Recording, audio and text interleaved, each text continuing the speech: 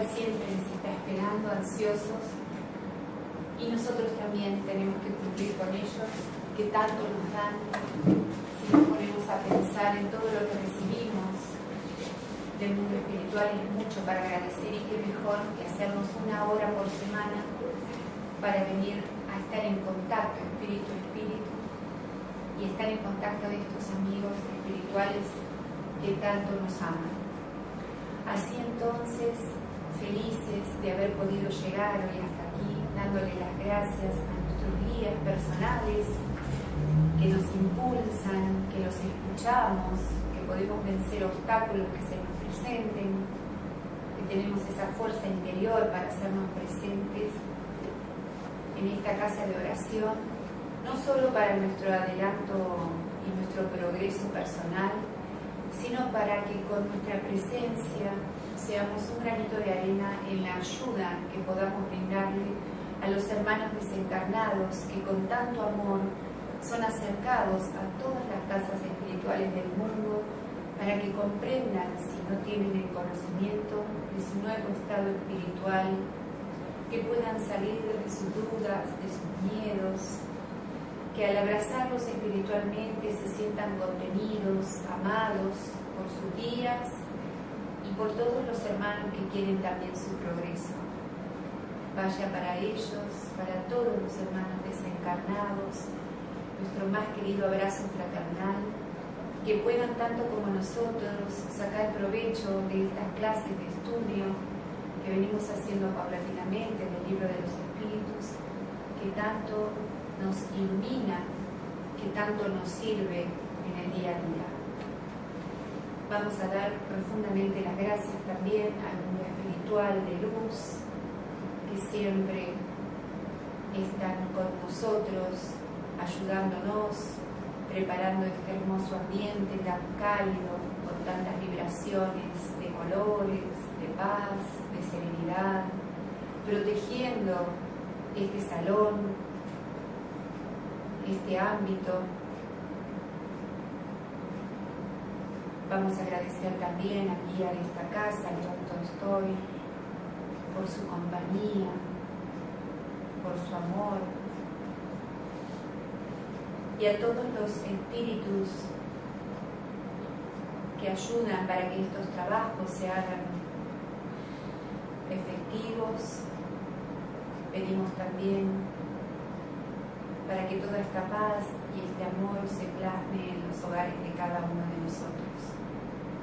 Y así entonces, apagando los celulares, si los tenemos encendidos, vamos a brindar toda esta hora de atención a la clase, dando las gracias a Dios. Y los dejo en manos de Hugo Valentín para seguir con el libro de los espíritus.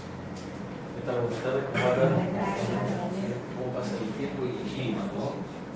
Del verano al invierno, tratando del otoño. Bueno, y cómo pasa también el estudio del libro de los espíritus, que ya estamos en el libro tercero, ¿sí? Avanzando en todo lo que es precisamente las leyes, ¿sí? Que son 10, pero se resumen en una, que es el amor. ¿Bien? Es interesante porque una de las cosas que me preguntaba sobre cómo el codificador, ¿sí? Allan Kardec establecía el orden de las leyes, porque todas están relacionadas entre sí. ¿Bien? Y ¿de qué manera uno puede tal vez empezar como a ligarla? Porque la primera es ley divina o natural.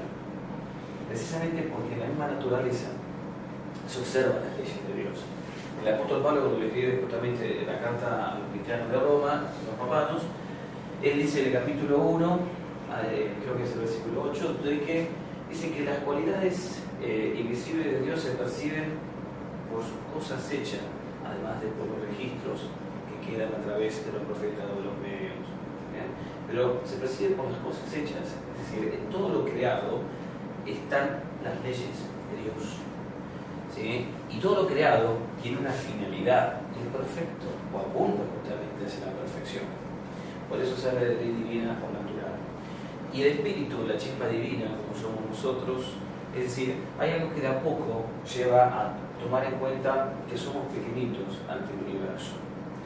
Y que desde las grandes tribus bien, siglos y siglos atrás, ellos siempre adoraban a todo lo que desconocían y lo que era majestuoso, pero no porque eso justamente lo imitase, sino porque existía en el camino evolutivo de ese espíritu, en cada uno de nosotros, esa ley de adoración a Dios.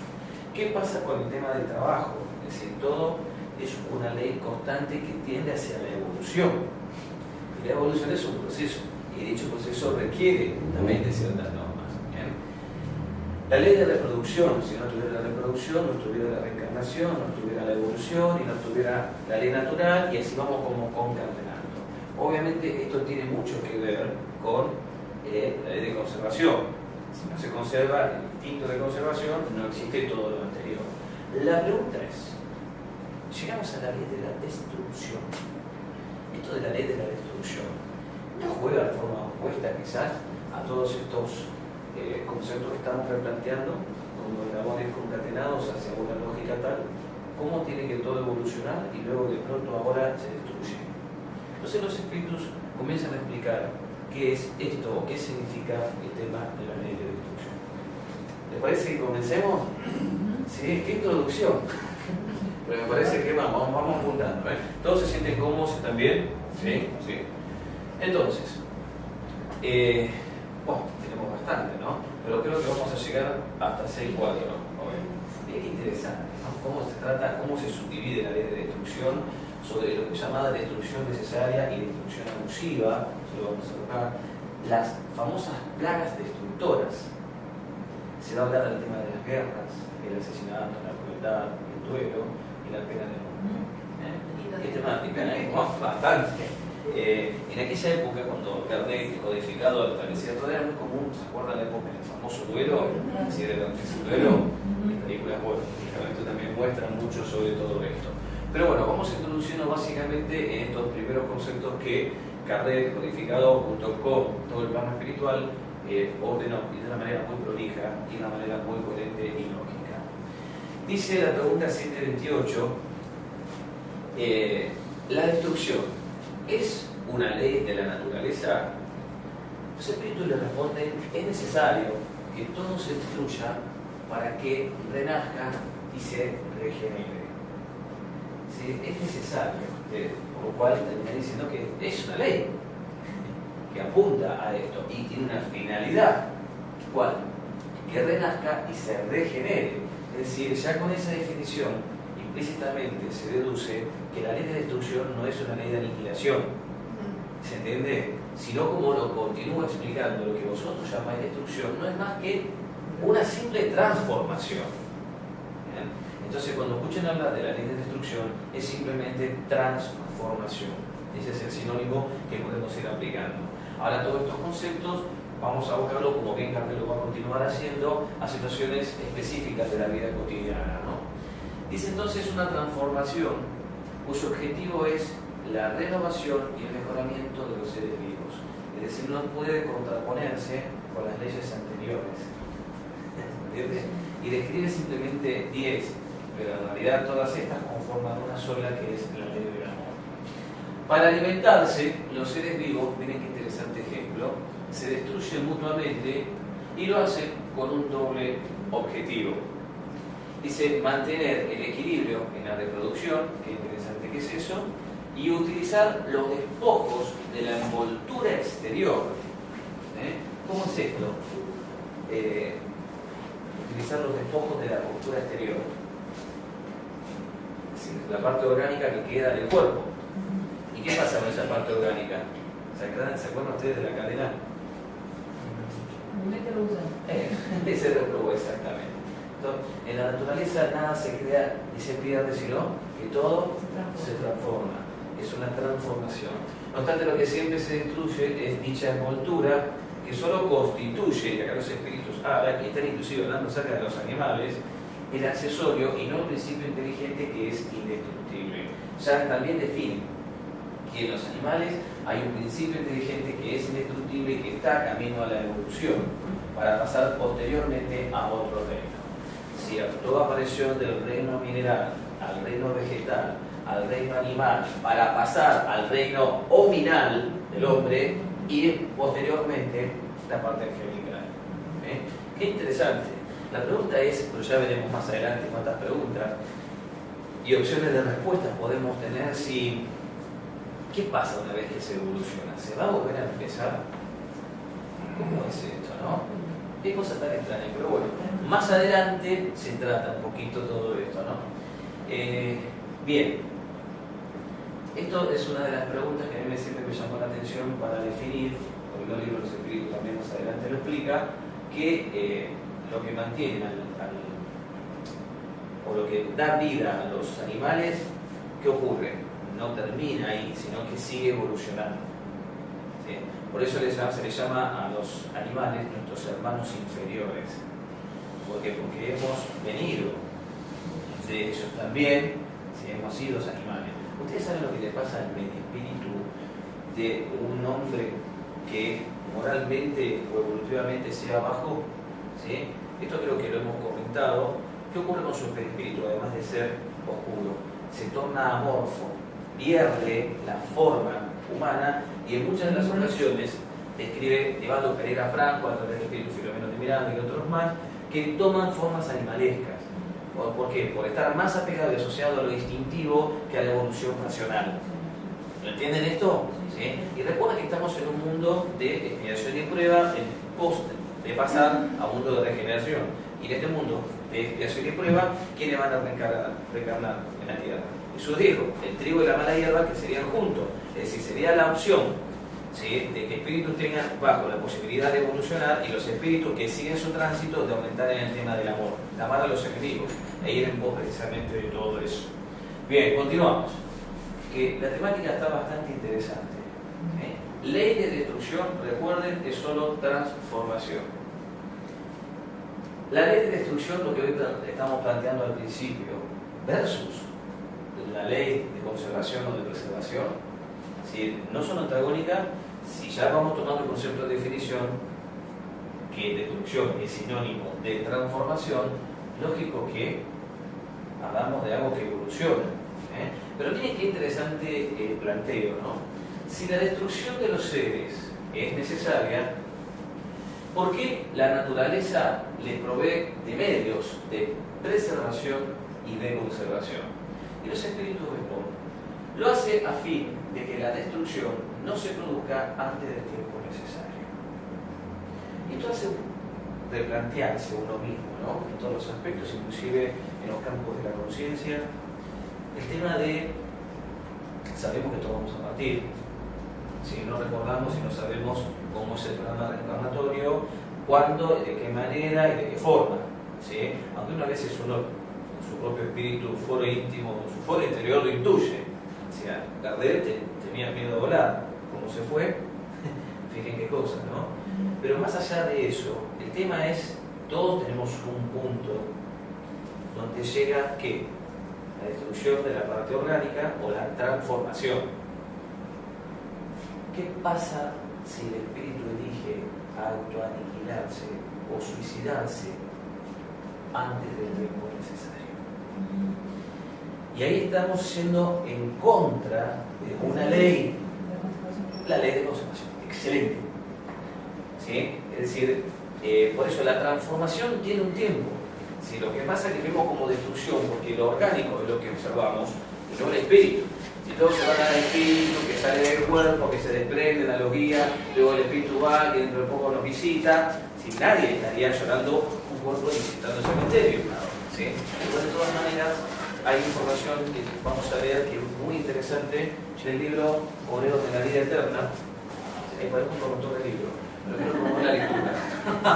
¿Sí? Del libro Obreros de la Vida Eterna, psicografiado por Chico Xavier a través del Espíritu Emmanuel, habla todo del proceso de encarnación y de desencarnación. Y sería muy interesante ver qué ocurre, que ustedes sepan, de acuerdo a la evolución del espíritu, ¿sí?, qué ocurre en esos espíritus bajos que desencarnan, como qué ocurre en aquellos espíritus más evolucionados que desencarnan. Y qué acontece y pasa en los cementerios. Así que tenemos una información adicional que va a ser interesante tratarla o retomarla. ¿Les parece que después lo veamos al final, antes de las palabras finales? Bien, por favor, hagan de memorándum, y porque yo suelo olvidarme, y refresquenme la memoria haciéndomelo recordar. Les agradecería entonces con eso. Termina diciendo entonces la pregunta 729. Vamos a cerrar la idea mejor. ¿Qué ocurre entonces con el suicidio? ¿Qué pasa si nuestro programa encarnatorio tiene una línea de tiempo y nosotros elegimos destruirnos? ¿Qué ocurre? Sí, vamos todos a nombrar, pero vamos a nombrar, pero no como un castigo. Si todos tenemos un campo vibracional, si de pronto la persona tenía para vivir 70 años, se suicida a los 40, le quedó 30 años de fluido vital en el propio perispíritu. ¿Se entiende? Por eso la persona que se suicida continúa sufriendo, pero esta vez peor. Continúa sufriendo primero por el dolor de la angustia moral que lo llevó al suicidio, y segundo, continúa sufriendo porque siente las heridas, como si todavía estuviera vivo, porque tiene fluido vital en su campo periespiritual, en el cuerpo que rodea al espíritu.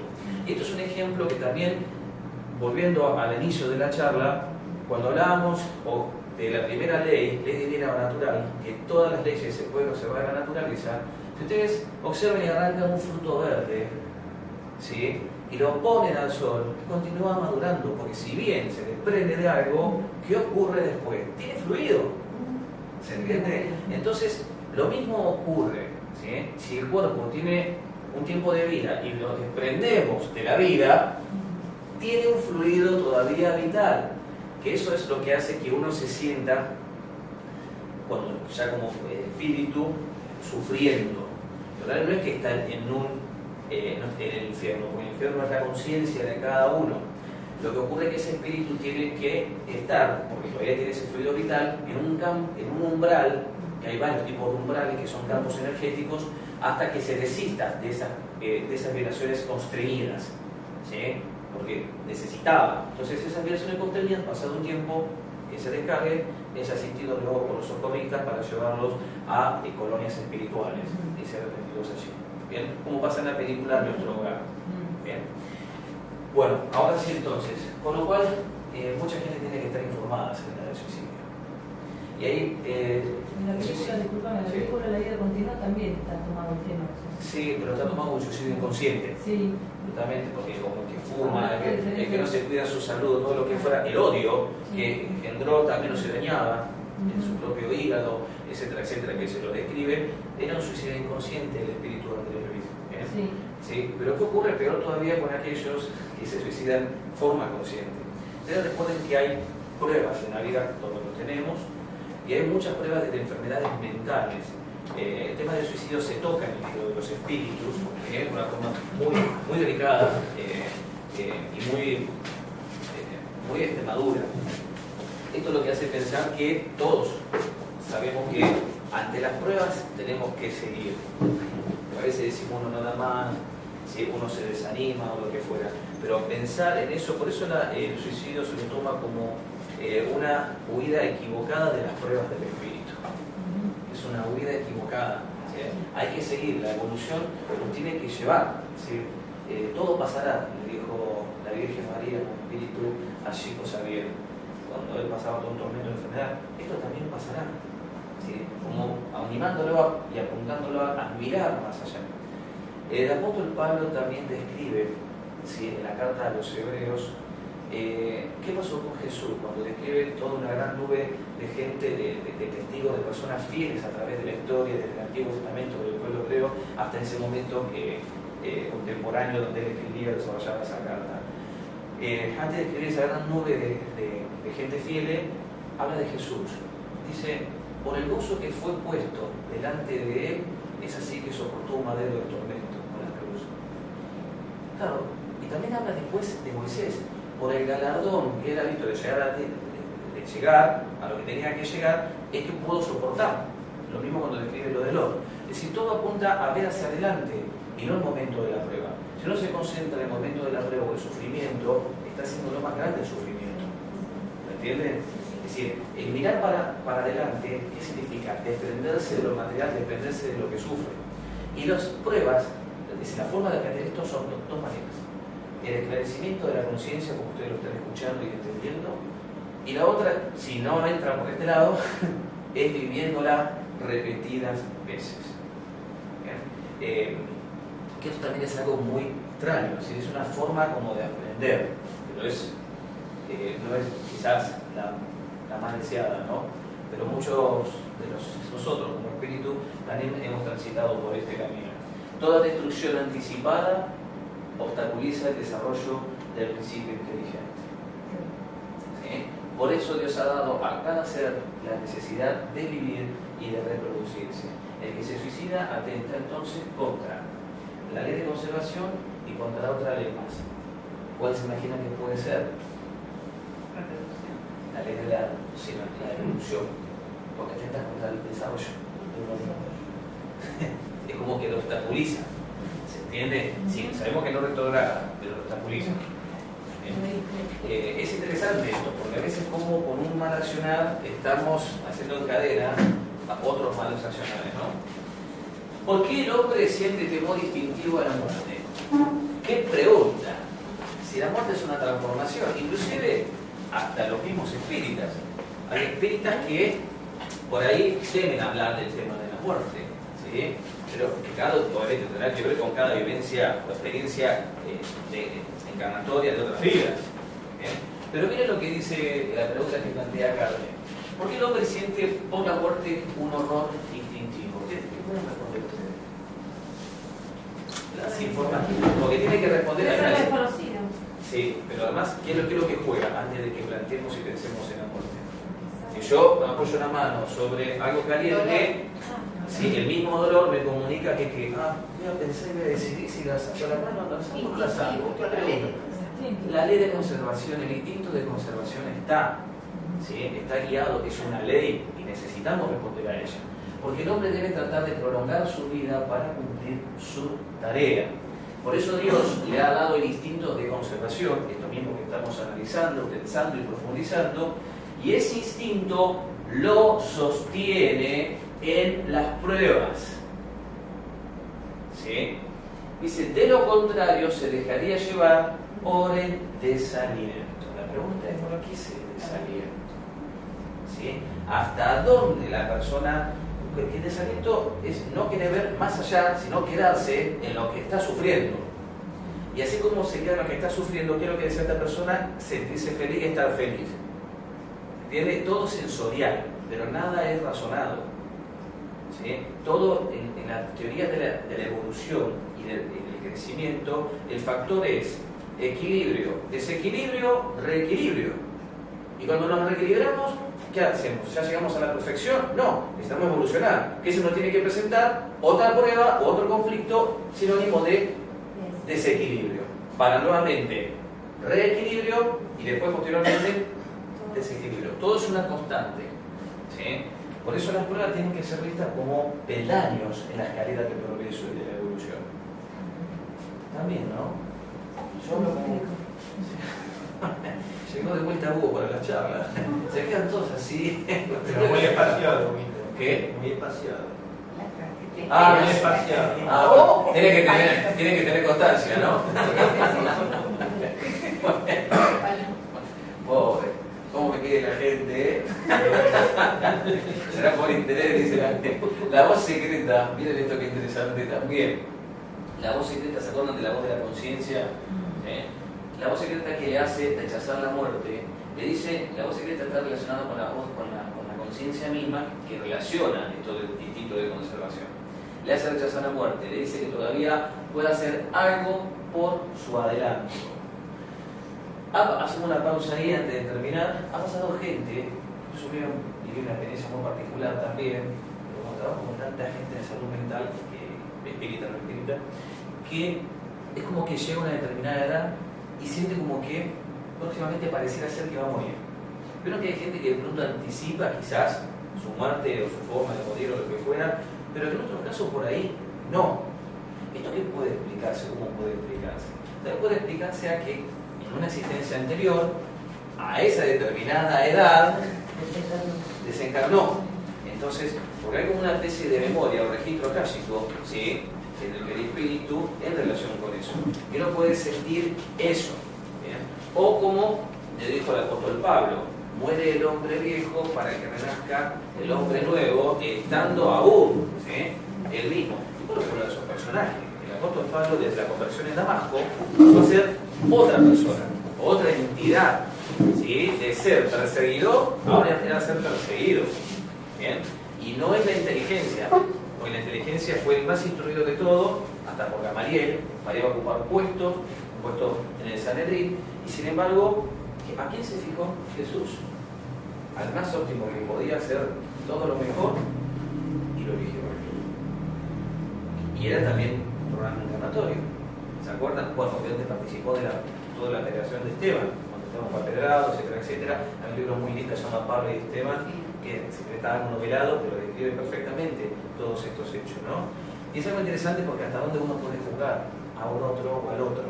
¿Sí? Yo también he perseguido de la doctrina. Sí, sí. Como viajaba mucho en Necochea, por todo lo demás, Necochea decía, lo vería la cuna del espiritismo. Entonces resulta ser que yo dije, no quiero aparecerme y contarme con los demonios y no sé cuántas cosas más. Y después de 2 años, cuando conocí la doctrina, al año y medio, me invitaron a dar charla en las 2 casas espíritas de Lobería. Y tuve que contar la experiencia. Y estuvo muy bueno, ¿no? Sí, exacto, pero todo tiene por ese tipo de experiencia. ¿Sí? Y a veces hay un texto bíblico que es es como un proverbio, ¿no? Que dice, el conocimiento hincha, pero el amor edifica. Y el apóstol Pablo estaba lleno de conocimiento. A veces la persona llena de conocimiento hincha, es decir, miramos otras cosas y juzgamos, pero el amor edifica. Ustedes acuérdense que el libro de los Escritos también establece eso, es decir, para crecer en moral a veces es importante desarrollar esta capacidad de inteligencia, pero no todo el que tiene inteligencia tal vez tenga en ese momento la condición de ya desarrollar la moral. Quizás algo tenga que pasar en su vida, o quizás en la próxima vida. ¿Bien? Por eso cuando muchos decían, esta persona es muy materialista, muy científica, ¿qué va a pensar acerca de lo espiritual? Para nada. ¿Quién sabe? ¿Se entiende? Viene una experiencia como viene a enseñar algo que aún la lógica no puede determinar ni concluir en forma anticipada. Cuando un peligro lo amenaza, se trata de una advertencia para que aproveche el tiempo que Dios le concede. Y mucha gente es así.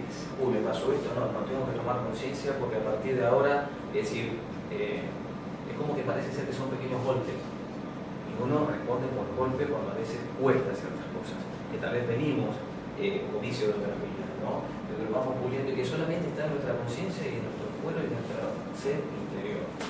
El único juez ni Dios baja a través de la gente, ni guía, es nuestra conciencia. Por eso nuestra conciencia tiene que de a poco ser entrenada en todos estos conceptos con la finalidad, al momento que uno lo sienta, de dedicarse a esto de lo que es la reforma íntima. ¿Bien? La necesidad, hace media hora que estoy hablando. Se nota que tengo que venir más seguido. ¡Qué va! La necesidad de la destrucción, ¿sí? Como los espíritus plantearon que era una necesidad, apuntemos ahora a ver a qué más siguen profundizando. ¿Por qué? Junto a los medios de conservación, la naturaleza ha puesto al mismo tiempo los agentes destructores, tsunami, etcétera, etcétera. ¿Sí? El remedio junto a la enfermedad. ¡Wow! ¡Qué frase!, ¿no? Es para mantener el equilibrio y servir de contrapeso. Esto es un agregado, por ejemplo, la muerte y la natalidad. Pero miren esto, la necesidad de destrucción, ¿es la misma en todos los mundos? No, es proporcional de acuerdo a la evolución. Tenganlo en cuenta esto, ¿sí? Dice, es proporcional al estado más o menos material de cada mundo y cesa con un estado físico y moral más purificado. Es decir, en mundos más avanzados, la destrucción o transformación es diferente. ¿Qué pasa con el tema de los animales? En su estado actual, ¿puede el hombre ejercer de modo ilimitado su derecho a destruir a los animales? Ese derecho está regulado por la necesidad, obviamente con todo este tema de matar, de ocuparse de su alimentación y de su seguridad. ¿Sí? Porque hay animales salvajes que, obviamente, entra un león, yo lo que hago es salir corriendo, no lo voy a encarar. ¿Se entiende? Dice acá, el abuso nunca fue un derecho. Es decir, todo tiene que estar apuntado a una cuestión de cierta necesidad. Los animales solo se destruyen para proveer a sus necesidades. el hombre, en cambio, que posee libre albedrío, si lo hace sin necesidad, tendrá que dar cuenta del abuso de la libertad que se le ha concedido, porque en esos casos cede a los malos instintos. Qué interesante. Por eso el cuidado y el respeto por los animales y un montón de cosas y factores más. ¿Sí? Creo que más adelante se habla del tema de la carne, ¿sí? Sobre comer carne, creo que responde los espíritus en el tiempo. Eso estaría muy O bueno. la caza fortuita como deporte mismo, nomás. Sí. Eso ahí es totalmente. Ahí exactamente, no es por una cuestión de Claro. necesidad. ¿Entienden? Está más que claro, alguna gente lo hace por diversión. Sí, esto de pegar a los perros, por ejemplo, como pasó con el Pitbull, si juega y se mete entre ellos, uno de ellos, entrenado para eso, fue lo que pasó con cuando tenía 2 años. Entonces, ¿cuántas cosas por eso? Violar una ley natural trae como consecuencia, casi seguro, un desastre. exacto, en forma encadenada otras cosas más. Por eso hay que prever, hay que ver, prever, hay que razonar. ¿Sí? A veces movido por el instinto, sí, es mejor de equivocarnos con menos posibilidades que movido por una razón o una racionalidad contaminada por la cultura y la capitalización y la codicia y etcétera, etcétera. Bien, plagas destructoras. Sí, vamos a llegar. Plagas destructoras. ¿Con qué finalidad o objetivo Dios castiga a la humanidad mediante plagas destructoras? Dice, para hacer que adelante más rápido. ¿Sí? ¿Qué es una plaga? Un ejemplo, por ejemplo, Sí. para el voto. Bien, pero una plaga. Los políticos. La sequía. Hablamos de plagas naturales.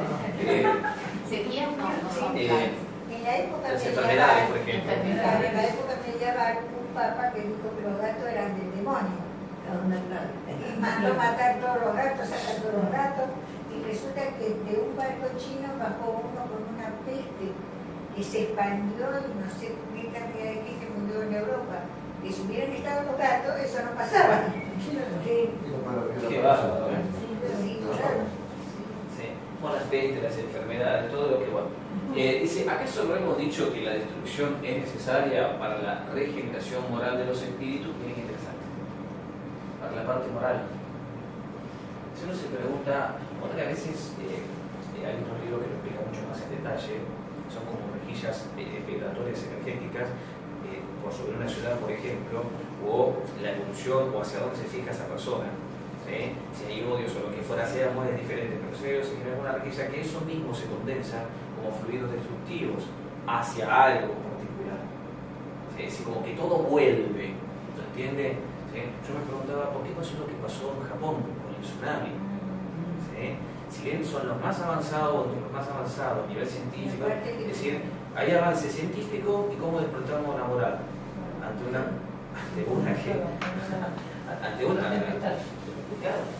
algo que ocurre y que necesita una ayuda, ser solidarios.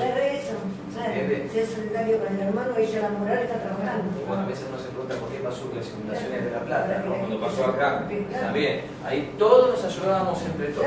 Qué bueno. Ahora todos nos ayudamos entre todos cuando estaba justamente esto de el paro de los policías. Yo a veces me pregunto, ¿se dan cuenta? Hasta que no era ladrón, gustaba en ese momento. Estaba presente. ¿Cómo está la conciencia de cada uno? Qué cosa tan extraña y tan horrorizante, porque ¿desde qué lugar entonces nos movemos realmente cuando nos movemos? Es decir, si yo fuera presidente político y pensara, ¿qué está pasando? Digo, acá falta educación. Acá falta trabajar en la conciencia, en la educación. No es que frenemos el mal simplemente poniendo más que policía. Trabajemos en la causa. Porque lo que hacemos, a poner policía, le desarrollamos más inteligencia a los delictivos para poder atravesar esta barrera. Lo que estamos haciendo es enseñarles a desarrollar la inteligencia, pero para el mal. ¿Por qué no aplicamos otro método? ¿Se entiende? Bueno, que yo todo esto también fue a través de la lectura del libro de los espíritus que empecé a percibir cuánto de todo esto también los políticos podrían llegar a tener más otros recursos. ¿Sí? Dice aquí, evolución moral de los espíritus que adquieren en cada existencia un nuevo grado de perfección. Vosotros lo llamáis plagas debido al perjuicio que os ocasionan, No obstante, esos trastornos suelen ser necesarios para hacer que llegue con mayor prontitud un orden de cosas mayor. Es decir, el objetivo de una plaga en forma imprevista es esto, con mayor prontitud. A veces uno se pone a pensar, bueno, es algo que estaba esperando. ¿No se da? Bueno, tiene que ocurrir algo. ¿Sí? Miremos la conciencia de cada uno de nosotros. No tomamos, no nos cuidamos, bueno, un susto. ¿Se entiende? Como para despertar al espíritu o despertar la conciencia. Para que llegue en pocos años lo que habría demandado muchos siglos. Interesante, ¿no? Bueno, la pregunta es, ¿vivimos con plagas constantes? Para razonar esto, si vivimos con plagas constantes, ¿no? La gripe A, todo lo que pasó, todo como, ¿sí? todo ese pánico, esa psicosis social que también a veces se genera, que todo ese alerta, ese estado de psicosis que hace, genera mucha más vulnerabilidad al sistema inmunológico, porque la seguridad, la confianza, la fe, la oración, la agua fluidificada y todo lo demás, aún triunfa en medio de por ahí campos energéticos más inestables o variantes.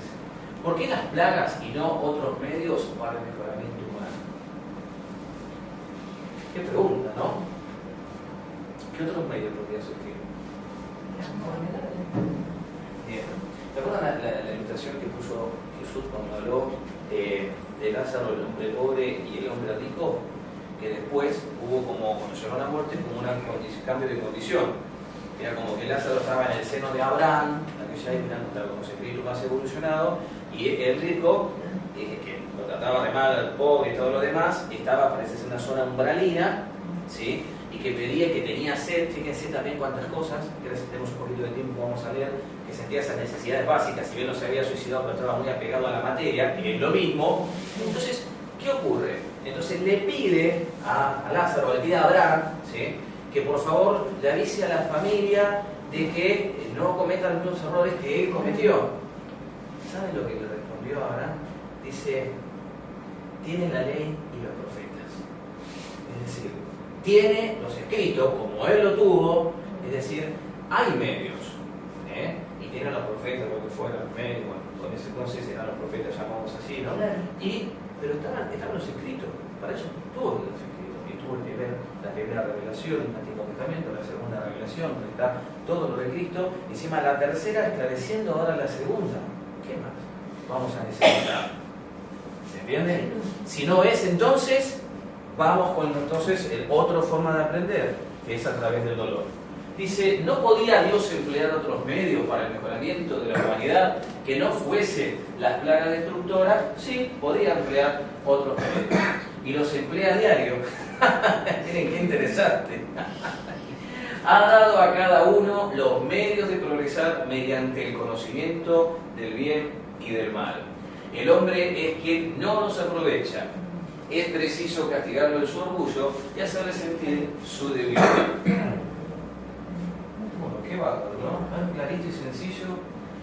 Un siglo en nuestro mundo es un relámpago en la eternidad. ¡Qué bueno! Miren qué interesante, ¿no? Es decir, el espíritu es tan eterno que habla un siglo, 100 años, un relámpago.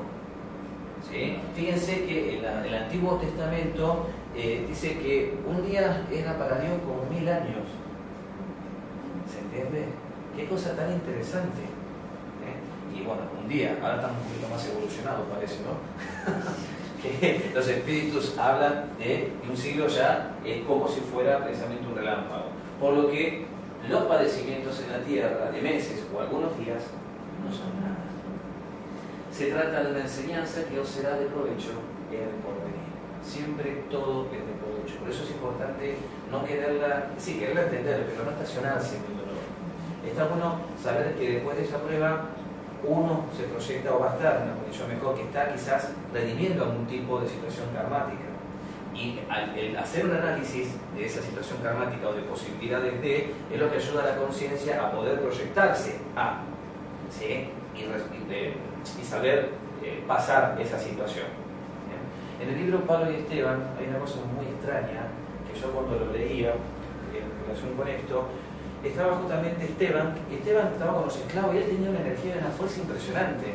Y era como que no sentía el frío, no sentía esto, no sentía aquello, porque su finalidad estaba en forma proyectiva hacia algo, ¿sí? No se quedaba estacionado y decir, y acá, claro, y ahora todo esto, ¿se entiende? Sino decir aventurarse, porque escuchaba a su espíritu, que su espíritu, su fuero interior, iba a encontrar a su hermana, iba a hacer esto, iba a aquello. Estas son las cosas que por ahí son interesantes, ¿sí? Las metas, las propuestas, los caminos del desarrollo de la autoconciencia. Bien, qué manera de hablar por Dios los sábados. Los cuerpos son como vestimenta y es comparable al ejército de soldados durante la guerra que ven sus uniformes gastados y el general, Dios, entre paréntesis, se preocupa más por el bienestar de sus soldados, perfección del espíritu, que por la vestimenta de estos cuerpos que se gastan. Bueno, ¿lo entendieron hasta acá? ¿Sí? Seguimos.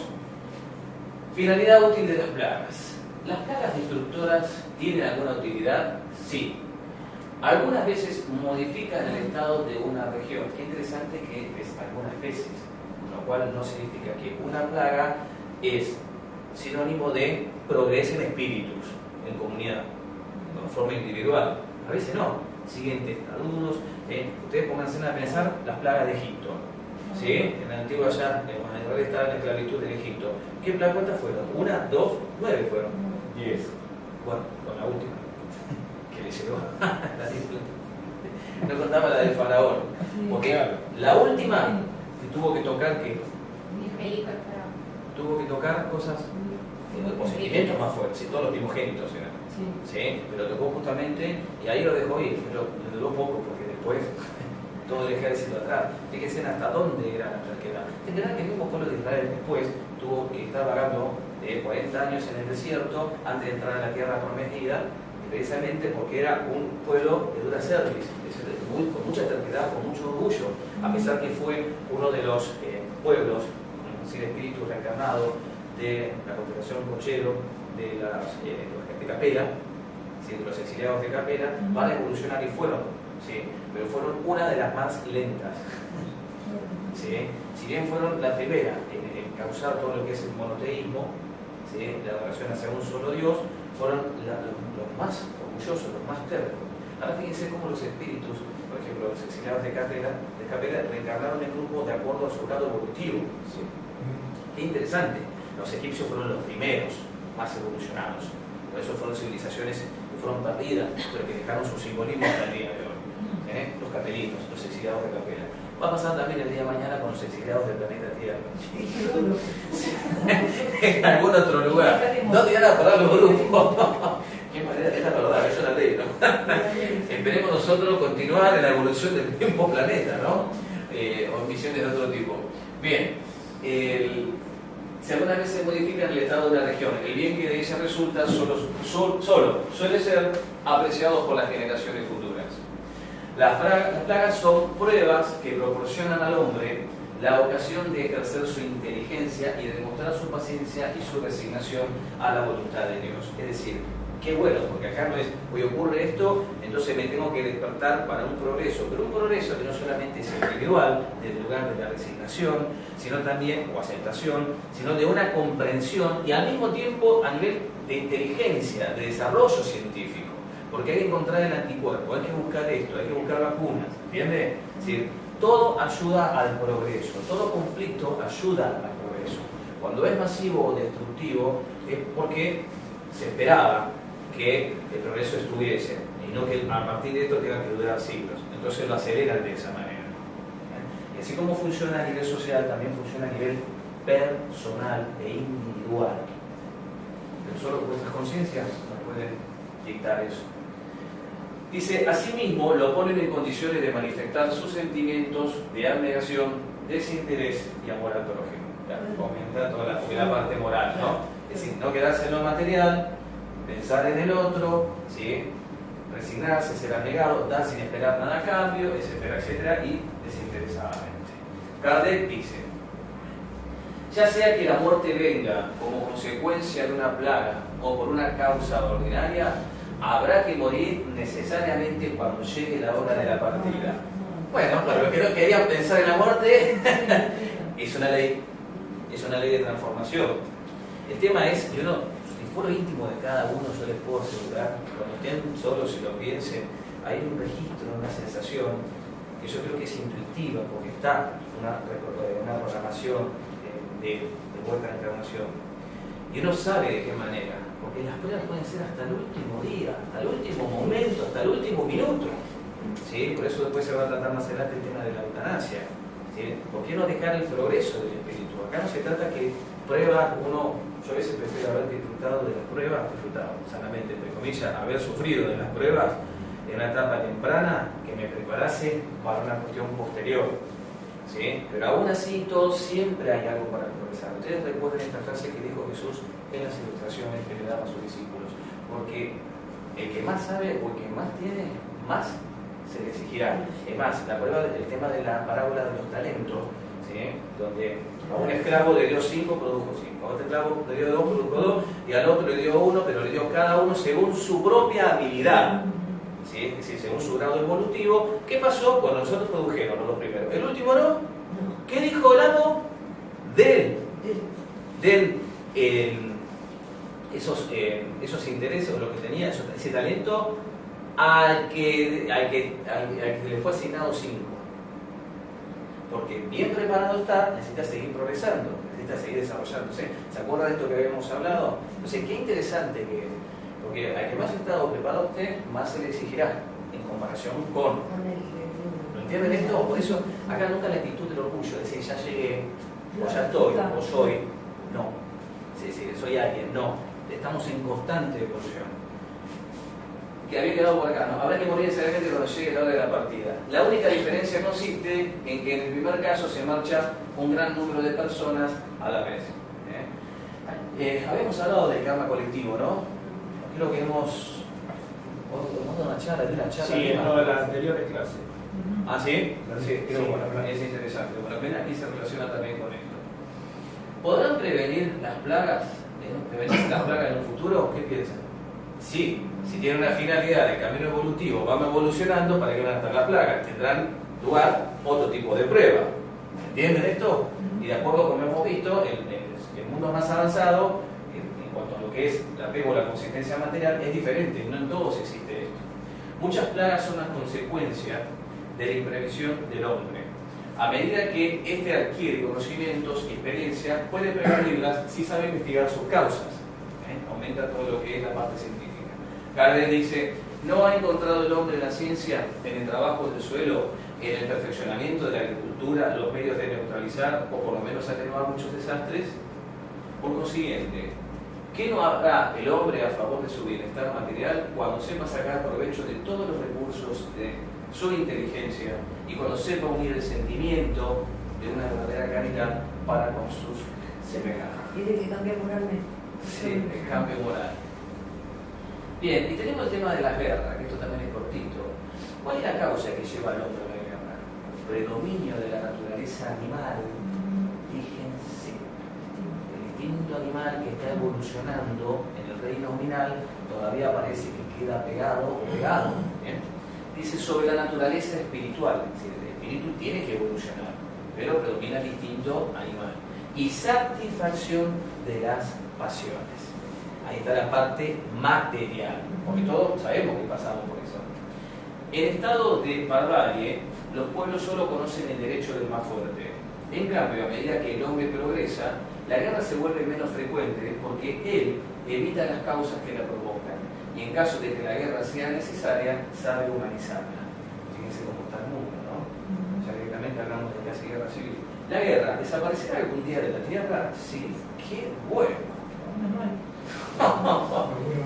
Pero miren, cuando los hombres comprendan la justicia y practiquen la ley de Dios. Y qué interesante, comprendan la justicia, pero la justicia es un punto de vista diferente, ¿no? Y no solo conocer la ley de Dios, sino practicarla. Es decir, poner en juego lo que se sabe. Entonces todos los pueblos serán hermanos. Ya llegaremos, ¿eh?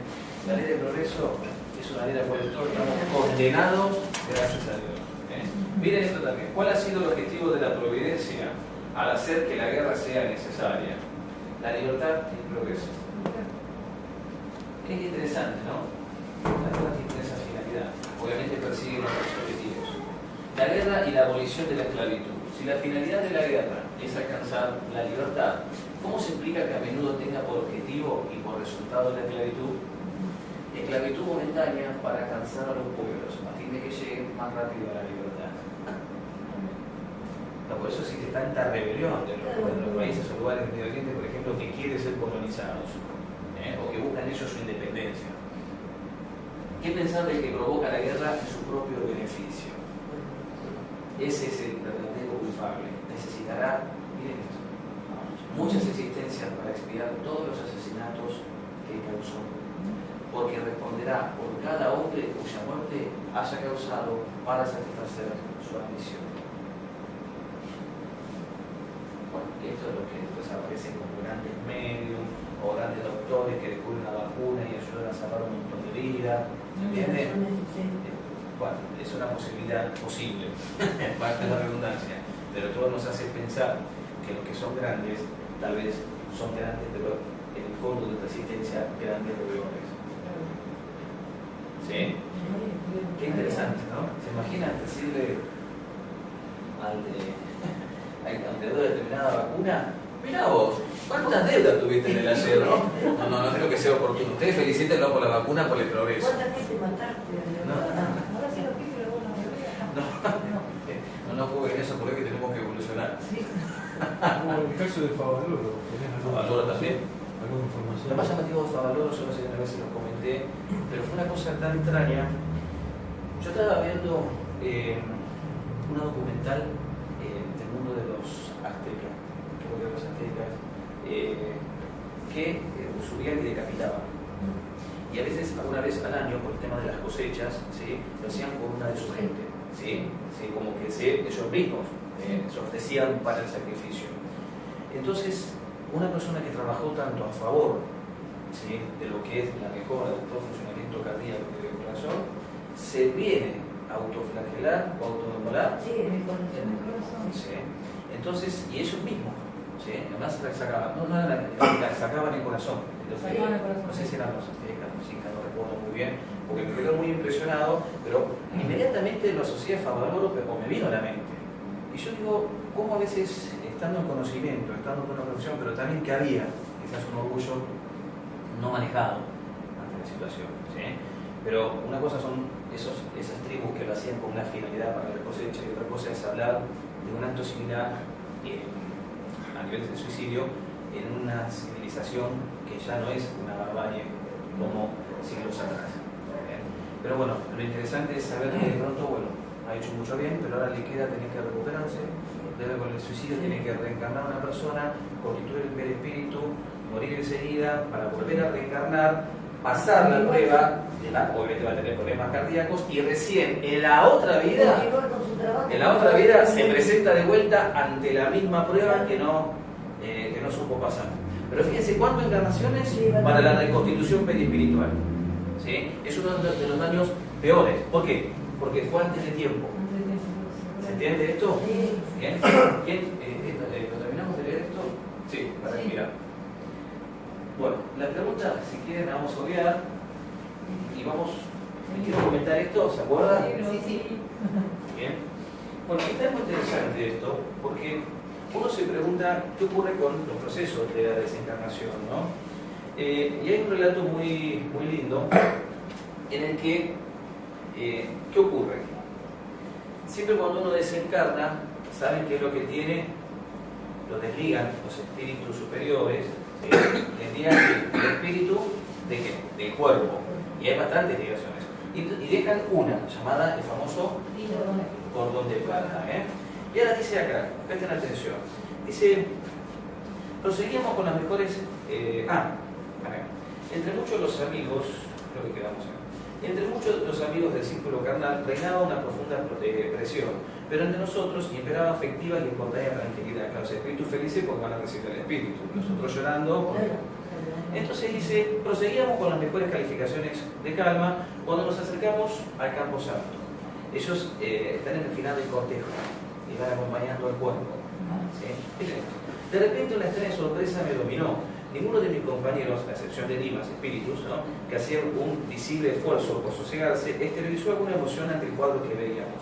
No pude refrenar el asombro que tomó mi corazón las rejas del cementerio estaban llenas de gente de la esfera invisible, que gritaban ensordecedoramente. Una verdadera concentración de vagabundos sin cuerpo físico se apiñaba en la puerta, que dirigían bromas a la larga fila de amigos del muerto.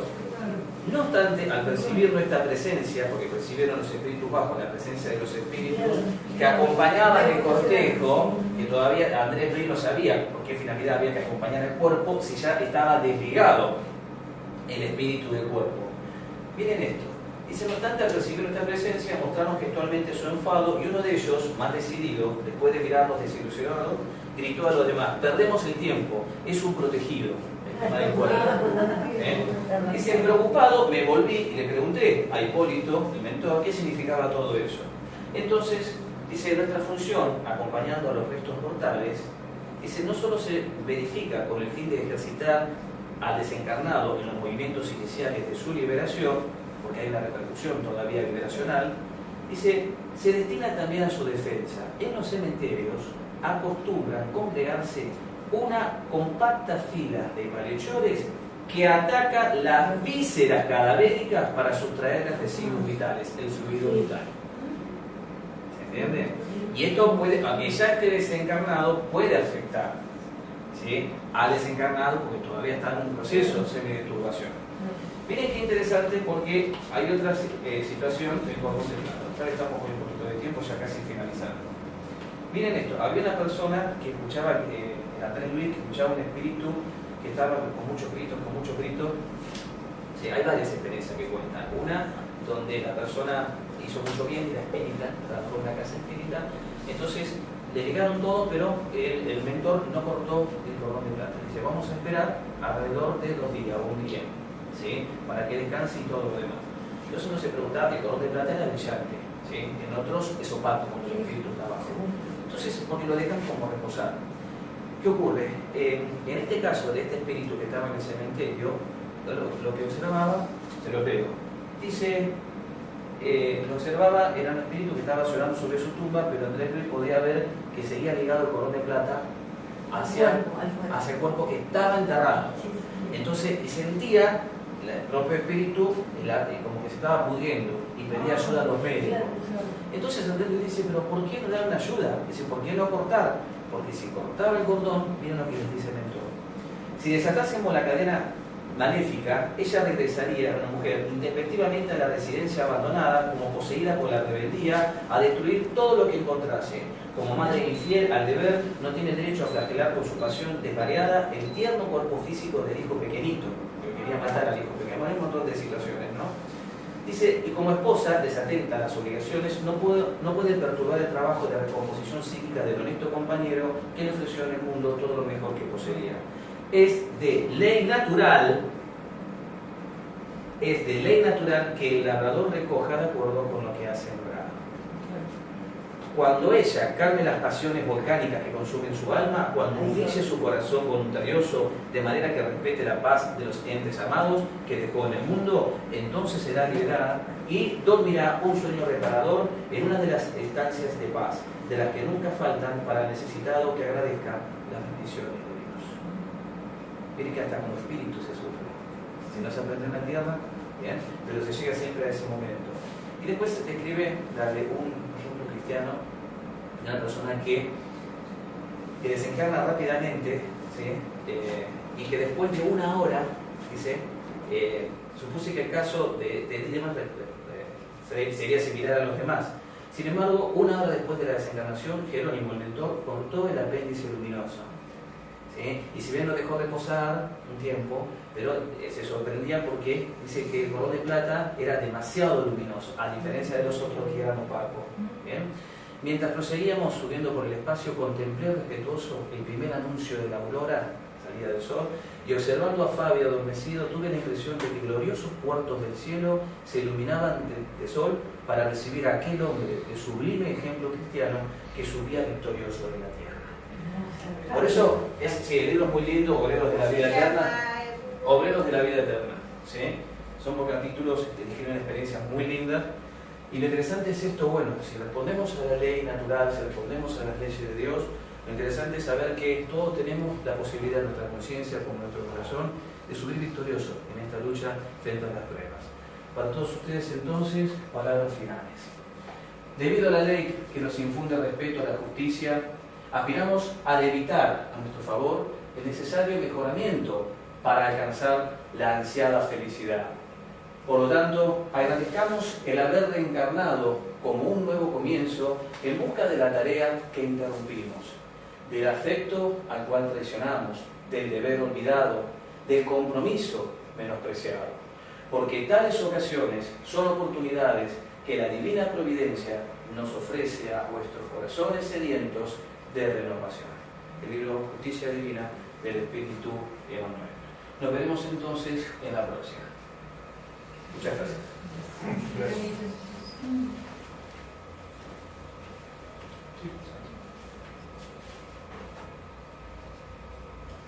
Emmanuel fue el espíritu guía del chico Javier, ¿se acuerdan? Y hay un libro muy lindo, me parece que está acá, a la venta, que se llama El Consolador, que es de Emmanuel. Está todo hecho en base a preguntas y a respuestas. Se hacía la pregunta y está la respuesta. Así en el estilo, digamos, del libro de los hijos. Que trata casi sobre los mismos temas. Pero bueno, por ahí en otro enfoque. Siempre cartesiano, pero bueno, más llegado a nuestros días. Está buenísimo. Si les interesa, después nos lo piden. Es entre uno de los tantos libros que escribió Emmanuel. Hay muchos libros que son tipo histórico, espiritual, pero histórico. Y lo interesante de muchos de esos libros históricos es que después, o sea, más, digamos, algunos de las cosas que él relató, ¿no?, que él escribió, como por ejemplo cuando el Vesubio sepultó las ciudades, Pompeya, ¿no? Pompeya. Sí, bueno, él describe cómo fue, porque él estaba encarnado en ese momento, y bueno, describe cómo fue ese fenómeno, ese cataclismo, y no hace muchos años, esto lo escribió más o menos por los años 30, más o menos, a través de la mediunidad de Chico Javier. Bueno, en estos últimos años, creo que algunos científicos, geólogos, me parece, describieron con una similitud total, digamos, o casi total, sobre cómo ocurrió. Ahora, por los estudios, se sabe, ¿no?, cómo ocurrió. Científico, bueno, y concuerda casi en un total, en un todo, con lo que describió Emmanuel en ese momento. Fíjense ustedes qué interesante, ¿no?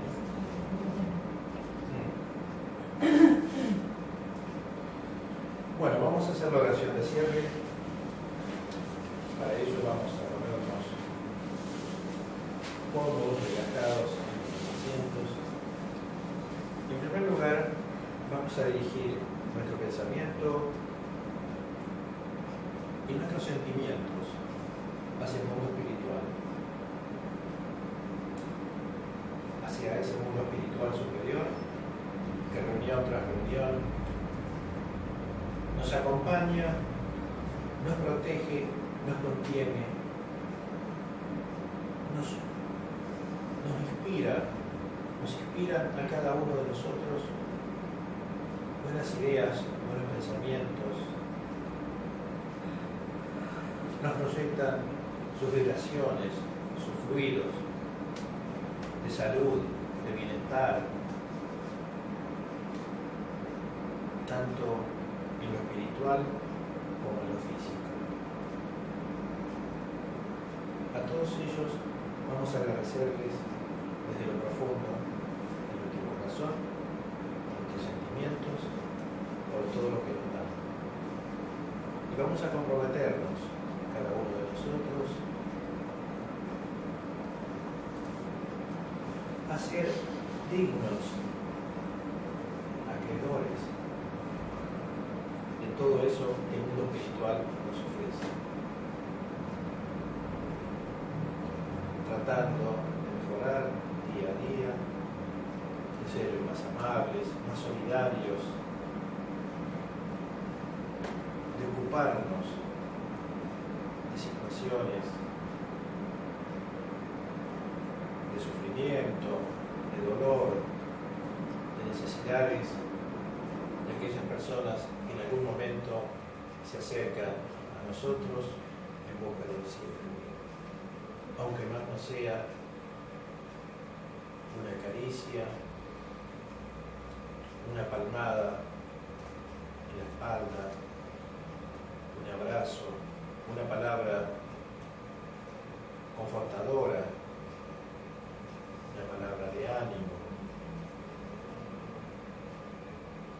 de resignación ante aquellas cosas que son inevitables y que se deben sufrir.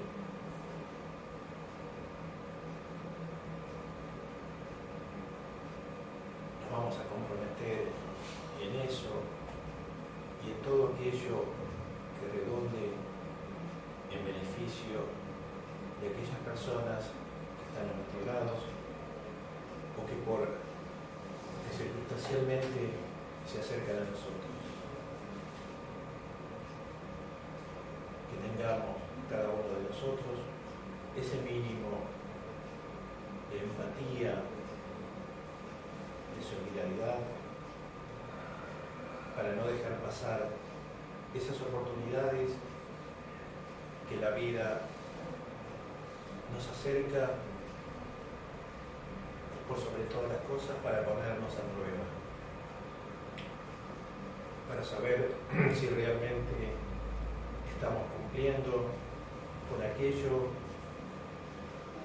que aquí, en esta casa de oración o en otros lugares similares, nos enseña la doctrina espírita, nos enseña la doctrina del Maestro Jesús.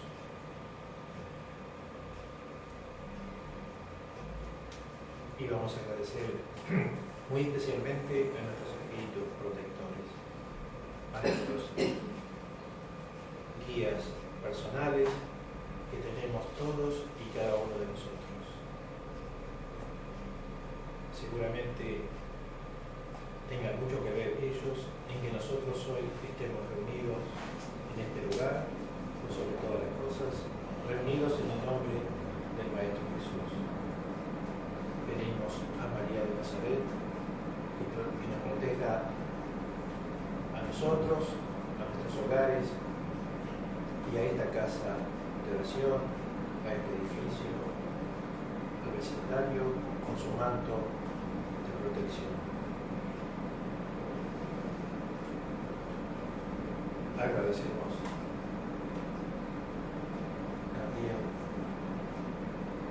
a nuestro guía espiritual de esta casa, León Tolstoy. Por sobre todas las cosas, damos gracias a Dios. Gracias.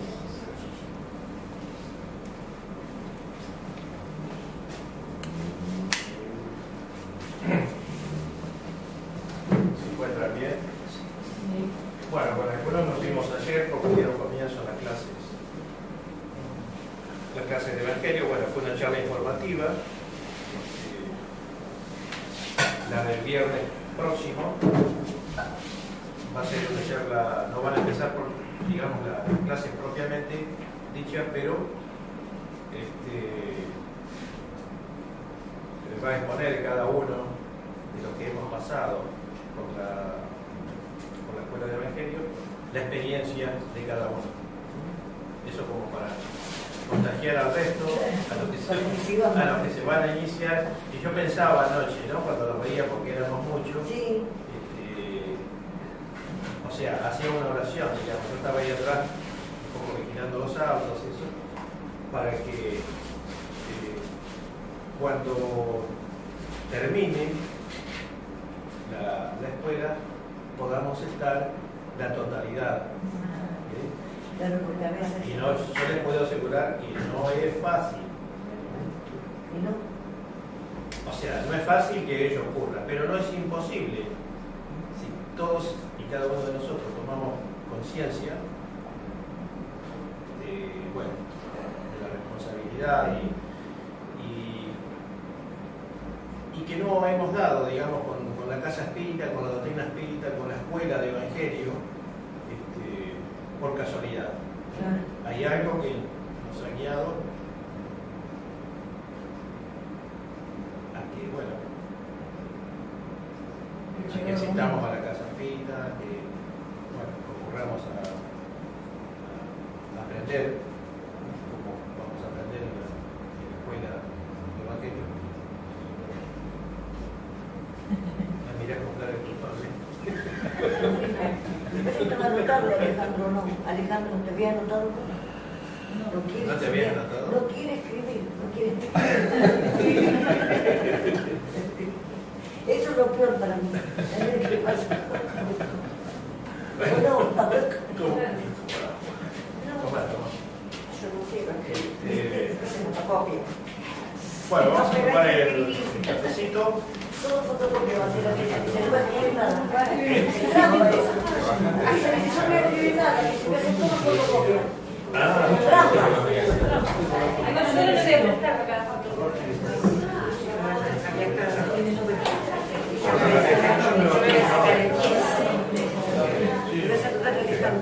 Hola, Alejandro.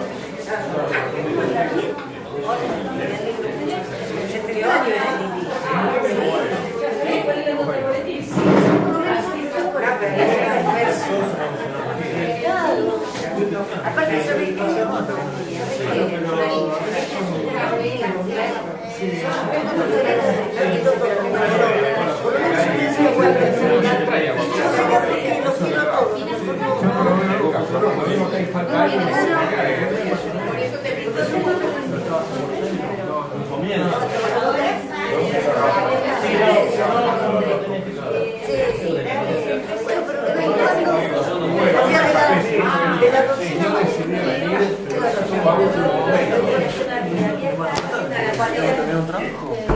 Claro. Y voy a pasar momentos medio jodidos el lunes. Pero agarré y me olvidé de cortar esta. Claro. Y vos después cuando podés venir, venís. Que él a veces no puede porque trabaja.